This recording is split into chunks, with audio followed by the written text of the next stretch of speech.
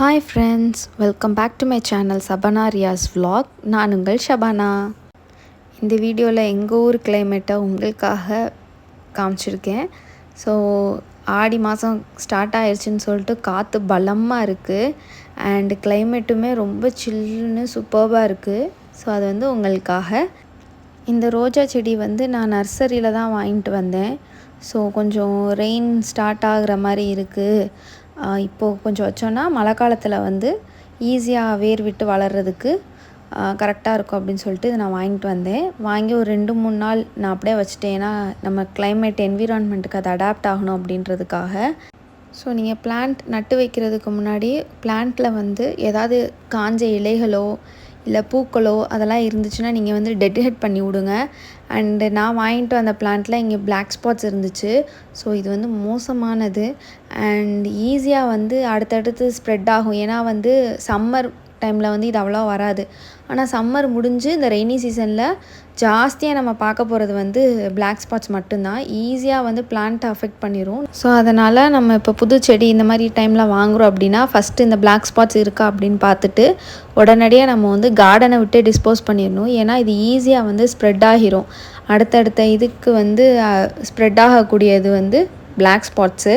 So இது வந்து அடுத்த வீடியோவில் எப்படி கண்ட்ரோல் பண்ணுறோம் அப்படின்றத பார்க்கலாம்.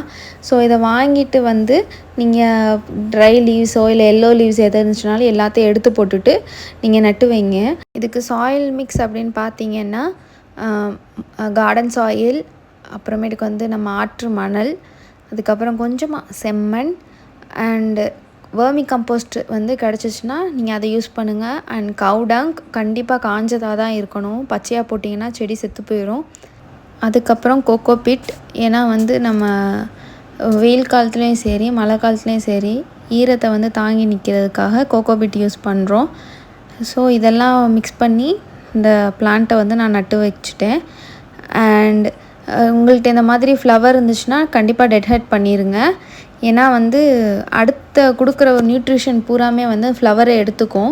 ஸோ அதனால தான் வந்து டெட் ஹெட் அப்போ தான் வந்து பிளான்ட் நல்லா வளரும் அண்டு செடியும் வந்து அடுத்த துளிர் விடுறதுக்கு இது ஹெல்ப்ஃபுல்லாக இருக்கும். ஸோ இப்போ கொடுக்குற ஃபர்டிலைசர்ஸ் தான் ஒரு 15 நாளைக்கு அடுத்த புதுசாக துளிர் அதாவது நியூ க்ரோத் வர வரைக்கும் நம்ம பிளான்ட்ஸ்க்கு எந்த விதமான ஃபர்டிலைசர்ஸுமே கொடுக்கக்கூடாது. ஸோ ஃபஸ்ட்டு வாட்டரிங் மட்டும் நான் என்ன கொடுப்பேன் அப்படின்னு பார்த்தீங்கன்னா இந்த டேப்லெட் தான். இந்த டேப்லெட் வந்து நம்ம எல்லாத்துக்கும் தெரியும், மெடிக்கல் ஷாப்பில் வந்து ஈஸியாக கிடைக்கும், நியூரோபியன். அண்ட் இது வந்து ஒரு விட்டமின் டேப்லெட். ஸோ இந்த டேப்லெட்டை வந்து நான் ஒரு டேப்லெட் மட்டும் எடுத்துக்குவேன். ஏன்னா ஒரு 30 to 50 பிளான்ஸ் இருந்துச்சு அப்படின்னா நீங்கள் ஒன்று போதும் தாராளமாக யூஸ் பண்ணிக்கலாம். இது வந்து புதுசாக நட்ட பிளான்ட்டுக்கும் இது ஸ்ட்ரெஸ் ரிலீஃபராக இருக்கும் அப்படின்றதுக்காக இதை நான் யூஸ் பண்ணுறேன். அண்ட் இது ஒரு டேப்லெட் வந்து தண்ணியில் 1 லிட்டர் தண்ணியில் வந்து நம்ம கலந்து வச்சுக்கணும். கலந்து ஒரு ஓவர் நைட் அது நல்லா டிசால்வ் ஆகி நல்லா தண்ணியோட மிக்ஸ் ஆகிறதுக்காக நெக்ஸ்ட் டே மார்னிங் பார்த்திங்கன்னா இப்படி தான் இருக்கும். இதை வந்து நம்ம செடியோட ஃபஸ்ட்டு வாட்டரிங்காக வந்து யூஸ் பண்ணிக்கலாம். அண்ட் மற்ற செடிக்குமே நம்ம யூஸ் பண்ணிக்கலாம்.